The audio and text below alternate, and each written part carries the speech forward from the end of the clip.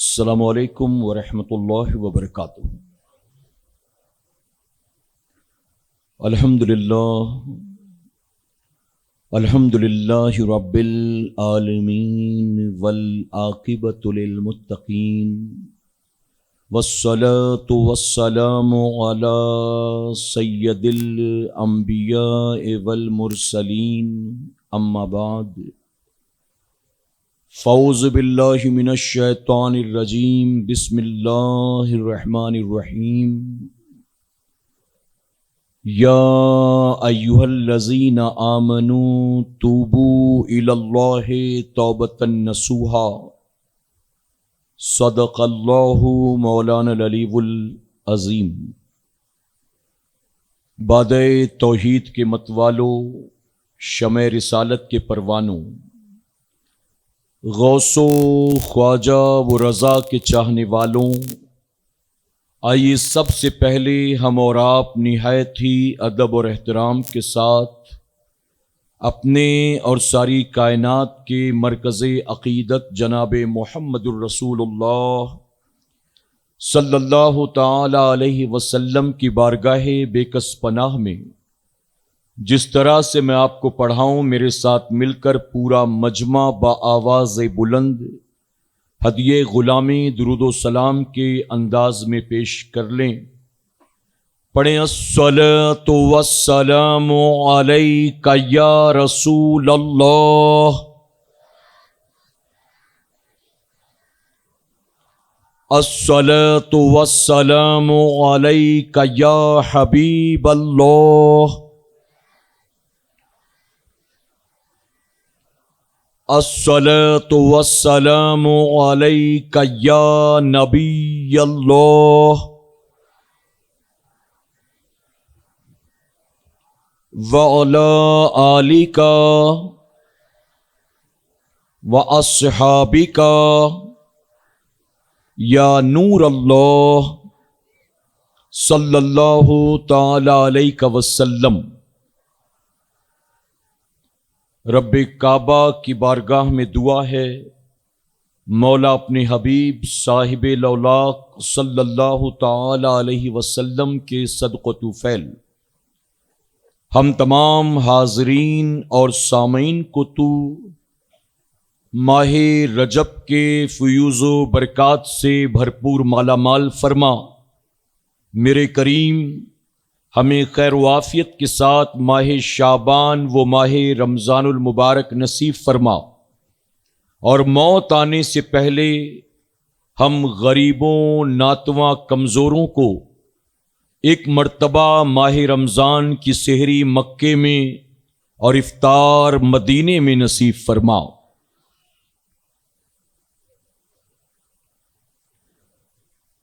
دل لبس خوف سے پتا سا اڑا جاتا ہے، دل لبس خوف سے پتا سا اڑا جاتا ہے، پلہ ہلکا ہی سہی بھاری ہے بھروسہ تیرا، اور عشق تیرے صدقے جلنے سے چھٹے سستے، عشق تیرے صدقے جلنے سے چھٹے سستے، جو آگ بجھا دے گی وہ آگ لگائی ہے۔ میرے پیارے آقا علیہ الصلاۃ والتسلیم کے پیارے دیوانوں، اللہ رب العزت کا بے پناہ کرم اور احسان کہ اس نے ہمیں اور آپ کو وادی بندہ نواز میں عالمی تحریک سنی دعوت اسلامی کے 32ویں سالانہ سنی اجتماع میں شرکت کی توفیق عطا کی۔ میرا کریم اس محفل پاک کے سجانے والوں کا سجانا اور دور دراز سے ہمارا اور آپ کا یہاں آنا قبول فرمائے۔ میں گزارش کرتا ہوں ان تمام حضرات سے جو اس اجتماع گاہ میں موجود تو ہیں، لیکن وہ یا تو اسٹالز پر کھڑے ہیں یا تو راستوں میں یہاں وہاں بھٹک رہے ہیں یا موبائل میں لگے ہوئے ہیں، اگر آپ اپنے گھر سے اس اجتماع میں شرکت کی نیت سے آئے ہیں تو اپنے وقت کو یہاں وہاں ضائع کرنے سے بہتر ہے آپ آ کر بیٹھیں اور اس منبر رسول سے جو بھی اللہ اور اس کے رسول صلی اللہ علیہ وسلم کے فرامین آپ تک پہنچائے جائیں اسے سننے، سمجھنے، سیکھنے اور اس پر ضرور عمل کرنے کی کوشش کریں۔ یہ موقع زندگی میں بار بار آیا نہیں کرتے۔ اللہ نے ہمیں اور آپ کو اس 32ویں سالانہ سنی اجتماع میں شرکت کی توفیق دی۔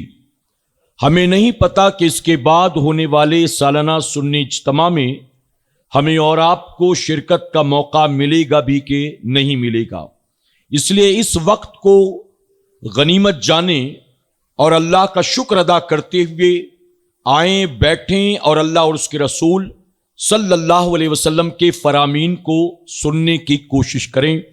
میرا کریم سب سے پہلے مجھے، اس کے بعد آپ سب کو عمل کی توفیق عطا فرمائے۔ میرے پیارے آقا علیہ الصلوۃ والتسلیم کے پیارے دیوانوں، میرا عنوان ہے جوانی، آزمائش اور کامیابی۔ جوانی کیا ہے؟ سب سے پہلے آپ اسے سمجھنے کی اور ڈسکرائب کرنے کی کوشش کریں تو آپ جس سے بھی سوال پوچھیں گے ہر کوئی کہے گا کہ جوانی یہ ہر انسان کی عمر کا ایک حصہ ہے، یہ it's a part of age اور it's a part of life. لیکن کیا آپ یہ جانتے ہیں کہ ہر انسان کو جوانی نہیں ملتی ہے؟ دنیا میں بہت سے بچے ایسے ہیں جو جوان ہونے سے پہلے دنیا سے رخصت ہو جاتے ہیں۔ ایک بچہ اگر پیدا ہوا تو اسے جوانی ملے گی کہ نہیں ملے گی اس بات کی کوئی گارنٹی نہیں ہے۔ میرے پیارے آقا علیہ الصلوۃ والتسلیم کے پیارے دیوانوں، تو جوانی یقیناً انسان کے عمر کا ایک حصہ تو ہے، لیکن حضور اکرم صلی اللہ علیہ وسلم نے جوانی کو صرف انسان کے عمر کا ایک حصہ نہیں فرمایا، بلکہ آپ نے فرمایا کہ اللہ کی نعمتوں میں جوانی اللہ کی ایک نعمت کا نام ہے۔ حضور اکرم صلی اللہ علیہ وسلم نے جوانی کو اللہ کی نعمت قرار دیا ہے، بلکہ آپ فرماتے ہیں 5 چیزوں کو 5 چیزوں سے پہلے اللہ کی نعمت جانیں۔ وہ 5 چیزیں کون سی ہیں؟ سب سے پہلے فرماتے ہیں جوانی کو بڑھاپے سے پہلے اللہ کی نعمت جانیں، زندگی کو موت سے پہلے اللہ کی نعمت جانیں، صحت کو بیماری سے پہلے اللہ کی نعمت جانیں، مال و دولت کو غربت سے پہلے اللہ کی نعمت جانیں، اور فرماتے ہیں فراغت کو یعنی خالی وقت کو مصروفیت سے پہلے اللہ کی نعمت جانیں۔ حضور اکرم صلی اللہ علیہ وسلم نے ان 5 چیزوں کو اللہ کی نعمت فرمایا ہے۔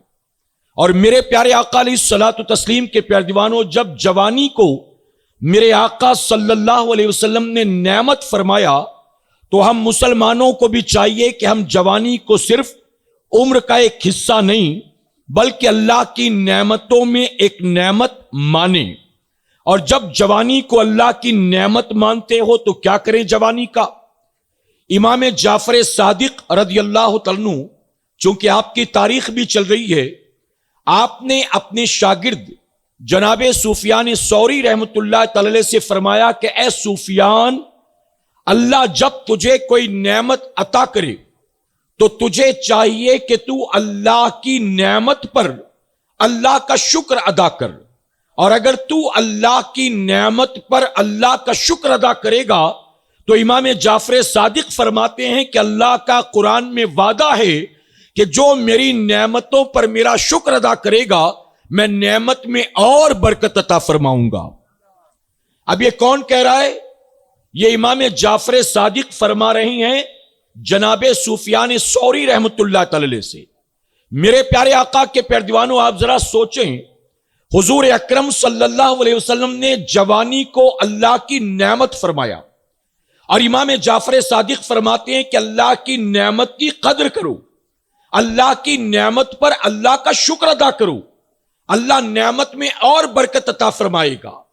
اور آپ جانتے ہیں اللہ نے جتنی نعمتیں دی ہیں، میرے نبی نے جوانی کو نعمت فرمایا تو میرے آقا فرماتے ہیں کہ رب نے جو نعمتیں دی ہیں، اللہ قیامت میں اپنی ایک ایک نعمت کا ہم سے حساب بھی لے گا۔ فرماتے ہیں قیامت کے دن کوئی بندہ اپنی جگہ سے اس وقت تک اپنے پیر کو ہلا تک نہ سکے گا، یعنی اپنی جگہ سے ٹس سے مس تک نہیں ہو سکے گا، جب تک کہ 5 سوالوں کا جواب نہ دے لے۔ اور 5 سوالوں کو میرے نبی نے کیا فرمایا؟ کیا سوال ہوں گے؟ آقا فرماتے سب سے پہلا سوال ہوگا، بتا تو نے اپنی زندگی کو کہاں گزارا تھا؟ اللہ نے تجھے جو 40 سالہ 50 سالہ 60 70 سالہ زندگی دی تھی، بتا تو نے اپنی زندگی کو کہاں گزارا؟ پھر فرماتے ہیں دوسرا سوال ہوگا، بتا تو نے اپنی جوانی کو کہاں گزارا تھا؟ اب بتائیے، جوانی اگر اللہ اور اس کے رسول صلی اللہ علیہ وسلم کے نزدیک کوئی اہم چیز نہیں ہے تو پھر جوانی کے تعلق سے کوئی سوال ہی نہیں بنتا، جوانی کے تعلق سے کوئی حساب کتاب ہی نہیں بنتا۔ لیکن میرے نبی فرماتے ہیں کہ اللہ فرمائے گا کہ بتا تو نے اپنی جوانی کو کہاں گزارا تھا؟ اس کے بعد تیسرا سوال ہوگا، بتا تو نے مال کہاں سے کمایا تھا؟ تیرا سورس آف انکم کیا تھا؟ چوتھا سوال ہوگا کہ تو نے مال کو خرچ کہاں کیا؟ اور 5واں سوال ہوگا کہ تیرے پاس جو علم تھا اس علم پر تو نے کتنا عمل کیا؟ میرے پیارے آقا کے پیارے دیوانوں، یہاں جتنے بیٹھے ہیں اس وادی بندہ نواز میں، ہر کوئی اسلامک اسکالر نہیں ہے، ہر کوئی عالم فاضل مفتی حافظ قاری نہیں ہے، لیکن 5واں سوال ہوگا جتنا تجھے علم تھا اس علم پر تو نے کیا عمل کیا؟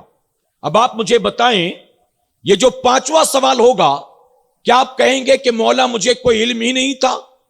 کیا آپ یہ کہہ کر بچ جائیں گے کہ مجھے کسی چیز کا علم ہی نہیں تھا؟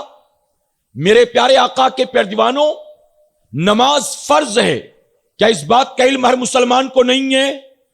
جھوٹ بولنا حرام ہے، کیا اس بات کا علم ہر مسلمان کو نہیں ہے؟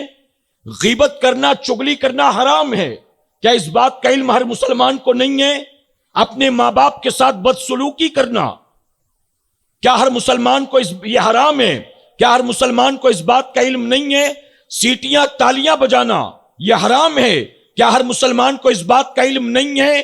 ماہ رمضان کے روزے فرض ہے، مالک نصاب ہو تو زکوٰۃ نکالنا فرض ہے، کیا ہر مسلمان کو اس بات کا علم نہیں ہے؟ اپنے ماں باپ کی اطاعت، اپنی اولاد کی تربیت، اپنے اہل و عیال کے حقوق ادا کرنا کیا ہمیں پتہ نہیں ہے؟ میرے پیارے آقا کے پیارے دیوانوں، تو 5واں سوال ہوگا، جتنا تجھے علم تھا تو نے اس علم پر کیا عمل کیا؟ تو اس 5 سوال میں بھی جوانی کا سوال ہوگا۔ لیکن آج ہماری قوم کے جوانوں نے جوانی کو کیا سمجھ رکھا ہے؟ لوگ کہتے جوانی تو دیوانی ہوا کرتی ہے، بعض لوگ کہتے جوانی تو مستانی ہوا کرتی ہے، بعض لوگ کہتے تو جوانی تو دنیا کی رنگینیوں کا مزہ لوٹنے کے لیے ہے، جوانی تو عیش کرنے کے لیے ہے، جوانی تو نفسانی لذات اور نفسانی لذات کو اور نفسانی ضروریات کو خواہشات کو پورا کرنے کے لیے ہے۔ آپ ذرا سوچیں، اللہ کے پیارے محبوب صلی اللہ علیہ وسلم نے جوانی کو اللہ کی نعمت قرار دے دیا، اور انہی کا کلمہ پڑھنے والا جوان جوانی کو نعمت نہیں بلکہ جوانی کو دیوانی سمجھتا ہے، عیاشی کرنے کی عمر سمجھتا ہے، رب رسول کی نافرمانی اور بغاوت کی عمر سمجھتا ہے۔ میرے پیارے آقا علیہ الصلوۃ والتسلیم کے پیارے دیوانوں، ایک بات اچھی طرح سے ذہن میں محفوظ کر لیں، دنیا کی تاریخ اٹھا کر دیکھیں، دنیا میں جب بھی انقلاب پیدا ہوا ہے تو دنیا میں انقلاب بچوں اور بوڑھوں کے ذریعے پیدا نہیں ہوا، بلکہ دنیا میں جب بھی انقلاب آیا ہے جوانوں کے ذریعے دنیا میں انقلاب آیا ہے۔ یقیناً بوڑھوں کے مشورے شامل ہوئے، بوڑھوں کی پشت پناہی شریک تھی، لیکن انقلاب آیا ہے تو جوانوں کی بنیاد انقلاب آیا ہے۔ ابھی آپ دیکھیں، کچھ مہینے پہلے بنگلہ دیش میں جو کچھ ہوا، اس سے پہلے شری لنکا میں جو کچھ ہوا، یا دنیا کے مختلف ملکوں میں جو کچھ اس وقت ہو رہا ہے، آپ بتائیے یہ بغاوت، یہ ریولوشن یہ جو لوگ سر اٹھا رہے ہیں وہاں کی حکومتوں کے خلاف، یہ کون لوگ ہیں؟ یہ اس ملک کے بچے نہیں ہیں، یہ اس ملک کے بوڑھے نہیں ہیں، بلکہ اس ملک کا جوان ہے۔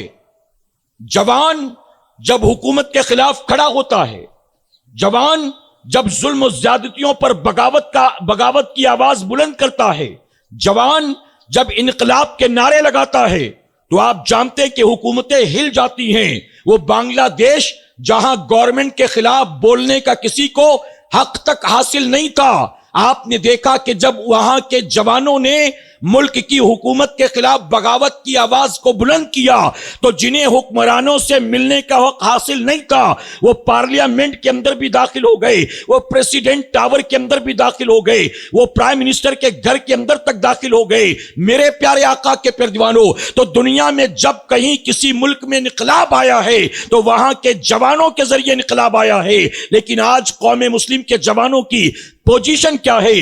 آج قوم مسلم کے جوانوں سے انقلاب کی آپ کیا توقع کر سکتے ہیں؟ ہماری قوم کا جوان تو پب جی کھیلنے میں مست ہے، ہماری قوم کا جوان تو رات بھر یوٹیوب پر مست ہے، ہماری قوم کے جوان کو تو آئی پی ایل دیکھنے سے فرصت نہیں ہے، ہماری قوم کا جوان آج ماوا زردہ گٹکا کھا رہا ہے، آج بیڑی سگریٹ پان تمباکو کا شوقین ہو چکا ہے۔ اے سرکار مدینہ کے پیروانوں، ہماری قوم کا وہ جوان جو اپنے ماں باپ کا احترام کرنے کو تیار نہیں ہے، کیا آپ بتائیے وہ کوئی انقلاب لانے کے قابل ہے؟ ہماری قوم کے جوان کو یہ پتا نہیں کہ تجھ پر اللہ اور اس کے رسول صلی اللہ علیہ وسلم کے حقوق کیا ہیں۔ ہماری قوم کے جوان کو یہ پتا نہیں کہ تجھ پر تیرے ماں باپ کے حقوق کیا ہیں۔ ہماری قوم کے جوان کو یہ تک پتا نہیں کہ تجھ پر تیرے اہل و عیال کے، تیرے بھائی بہنوں کے، تیرے رشتہ داروں کے حقوق کیا ہیں، کچھ پتا نہیں ہے۔ میرے پیارے آقا علیہ الصلوۃ والتسلیم کے پیروانوں، میری قوم کا جوان رات بھر آوارہ گردی کرنے میں مست ہے۔ میں معذرت کے ساتھ ایک تلخ بات کہوں گا، آپ کے گلبرگہ شریف کی سرزمین پر حیدرآباد میں جا کر دیکھیں، ممبئی کے ہوٹلز اور ڈھابوں میں آ کر دیکھیں، آپ کو پوری رات وہاں قوم مسلم کے نوجوان نظر آ جائیں گے، حقہ پیتے ہوئے، موبائل پر بیٹھے لوڈو کھیلتے ہوئے، reel, status, D P, Instagram story, Facebook دیکھتے ہوئے پوری رات اسی میں گزر جاتی ہے۔ آپ بتائیے جس قوم کا جوان رات کے 2-2 3-3 4-4 بجے تک موبائل پر اپنے وقت کو ضائع کرے گا، کیا صبح سو کر اٹھنے کے بعد وہ کسی سوچ اور فکر کے قابل ہوگا؟ وہ کسی انقلاب کے قابل ہوگا؟ میرے پیارے آقا علیہ الصلوۃ والتسلیم کے پیروانوں، ایک بات میں نے اکثر اجتماعات میں کہی، آج آپ کے شہر میں بھی یہ بات عرض کرنا چاہوں گا۔ اس وقت قوم مسلم میں تیزی کے ساتھ 2 بیماریاں پھیل رہی ہیں۔ وہ 2 بیماریاں کون کون سی ہیں سنو، اور ان بیماریوں کا علاج کرنے کی کوشش کرو۔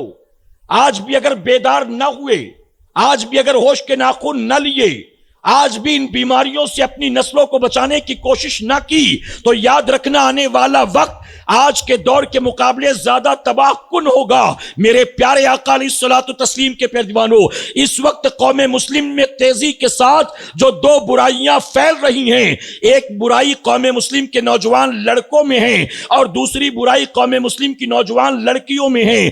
آج قوم مسلم کا نوجوان تیزی کے ساتھ نشاور چیزوں کی طرف جا رہا ہے۔ شراب، M D, Corex, whitener, brown sugar, heroin, button, solution, پتہ نہیں کون کون سی چیزیں آ گئی ہیں نشہ کرنے کے لیے۔ آج ہماری قوم کا جوان تیزی کے ساتھ نشاور چیزوں کی طرف بڑھ رہا ہے، اور المیہ یہ ہے مسلم محلوں میں ڈرگز لے کر مرنے والے بھی مسلمان، یعنی ڈرگ ایڈکٹ بھی مسلم ہیں، اور ڈرگز بیچ کر مال کمانے والے بھی مسلمان ہیں، ڈرگ پیڈلرز بھی مسلمان ہیں۔ یہ ایک برائی مسلم نوجوان لڑکوں میں، اور لڑکیوں میں آج قوم مسلم کی بچیوں میں بے حیائی، بے پردگی، بے غیرتی، بے شرمی تیزی کے ساتھ بڑھ رہی ہے، جس کا نتیجہ یہ ہے مسلمان گھر میں پیدا ہوئی لڑکی، مسلمان خاندان سے تعلق رکھنے والی لڑکی، مسلمان ماں باپ کا نام لینے والی لڑکی آج اپنے نفس کے لیے، اپنی ذات کے لیے، اپنے جذبات کے لیے، اپنی جسمانی خواہشات کے لیے، اپنی ذات پات کو، کنبے قبیلے کو، مذہب کو نہیں دیکھتی، اپنے ماں باپ کی، باپ دادا کی عزت کی پرواہ نہیں کرتی، صرف اپنی نفسانی ضروریات کے لیے وہ کسی کا بھی ہاتھ پکڑ کر اپنے ماں باپ کے منہ پر کالک پوت کر رات کے اندھیرے میں گھر سے بھاگنے پر آمادہ۔ کیا بتائیے یہ بیماری تیزی سے نہیں پھیل رہی ہے؟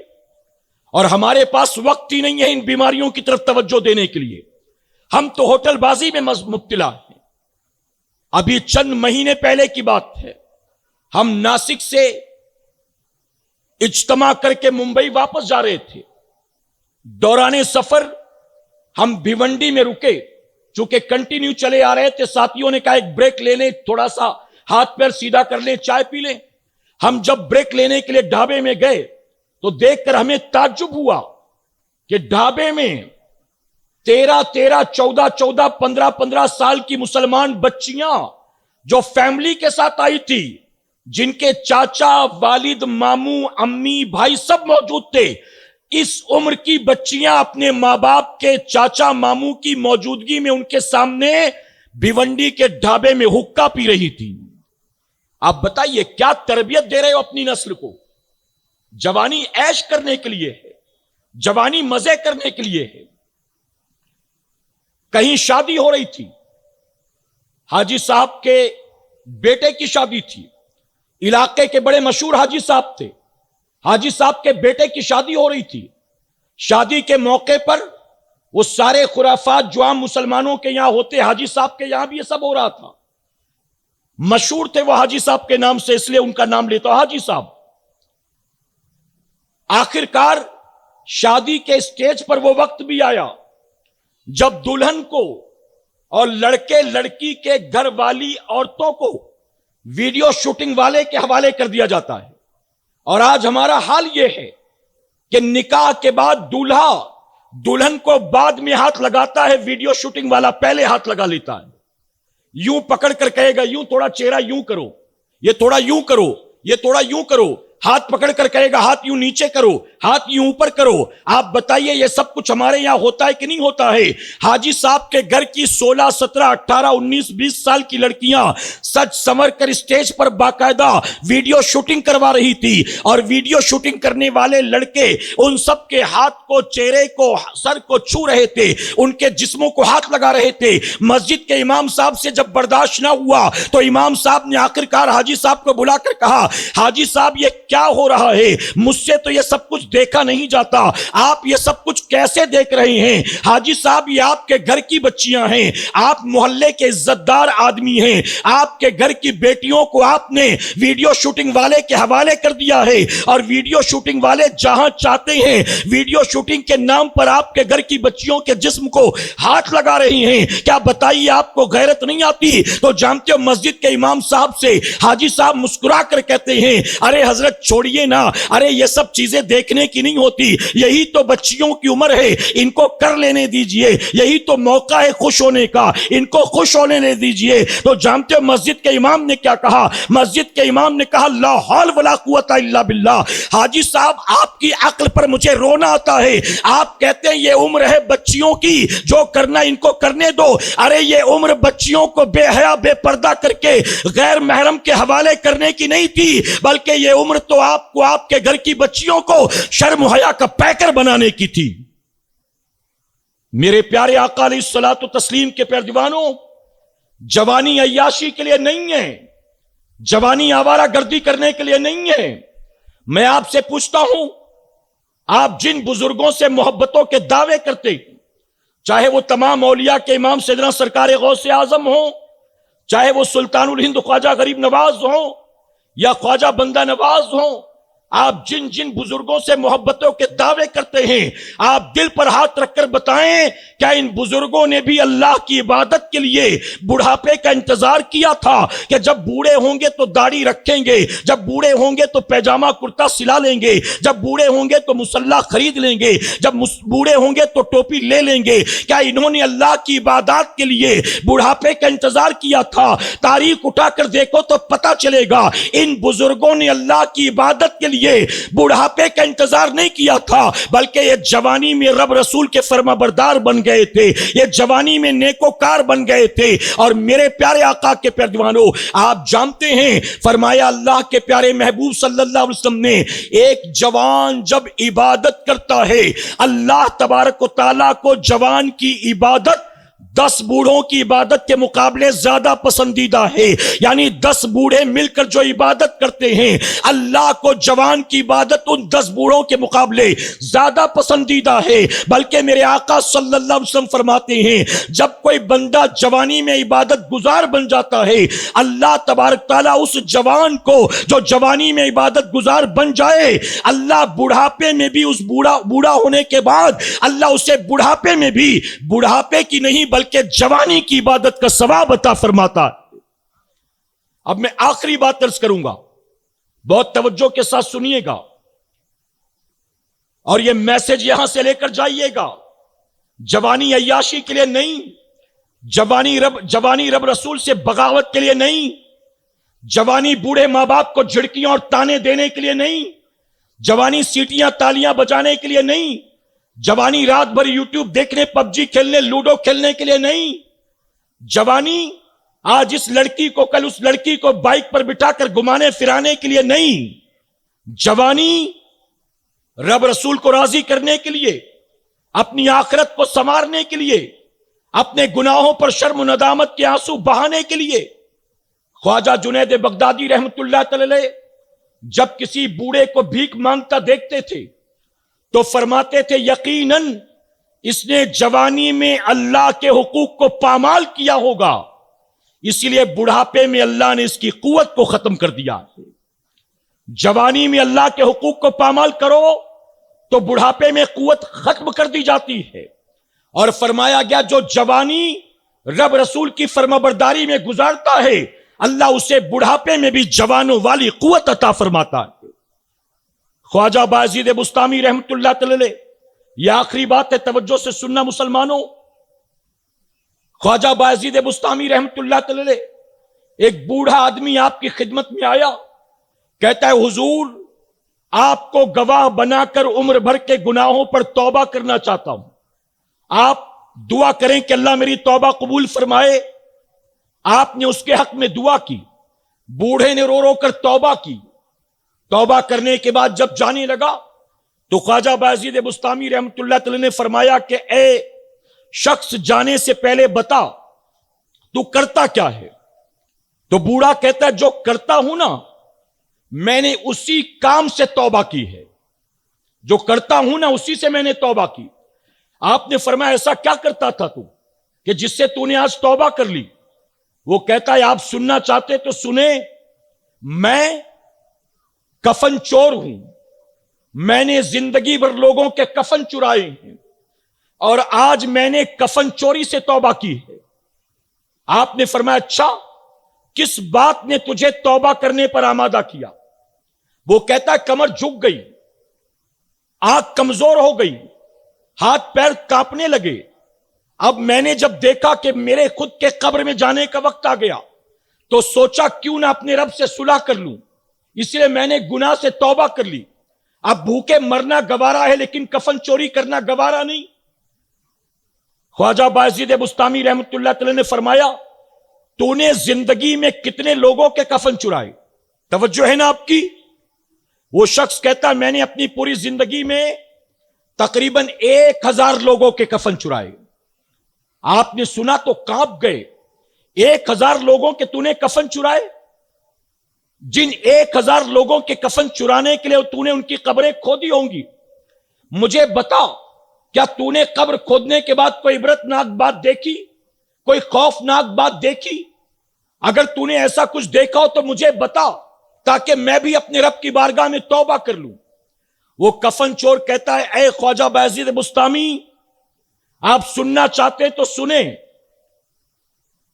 میں نے جن 1000 لوگوں کے کفن چرانے کے لیے ان کی قبروں کو کھودا تھا، میں نے ان 1000 میں سوائے 2 کے 998 لوگوں کو ایسا پایا کہ جن کے چہرے قبلے سے پھیر دیے گئے تھے.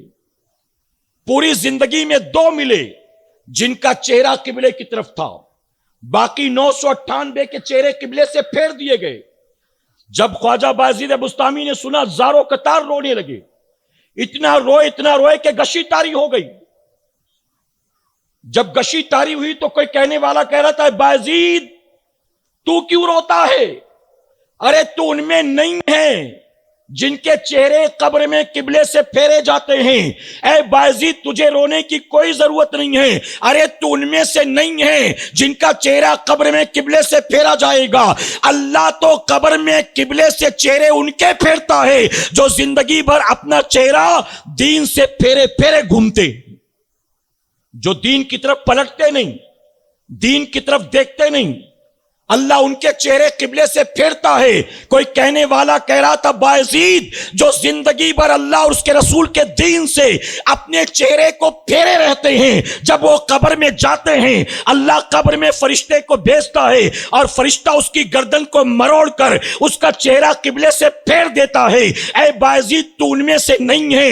اے سرکار مدینہ علیہ الصلوۃ والتسلیم کے پیروانو، اب میں جاتے جاتے آپ سے سوال پوچھنا چاہتا ہوں. خواجہ بایزید بسطامی رحمت اللہ علیہ، آپ امام جعفر صادق کے شاگردوں میں آتے ہیں، آپ غوث اعظم سے بہت پہلے کے بزرگ ہیں. آپ بتائیے ان کے دور میں وہ 998 لوگ جن کے چہرے قبلے سے پھیرے گئے تھے، آخر وہ 998 لوگ کون سا گناہ کرتے تھے؟ کیا وہ لوگ جو ہے وہ تھیٹر میں فلمیں دیکھنے جاتے تھے، وہ رات بھر PUBG کھیلتے تھے، یوٹیوب پر گندی گندی فلمیں ڈرامے کھیل تماشے دیکھتے تھے؟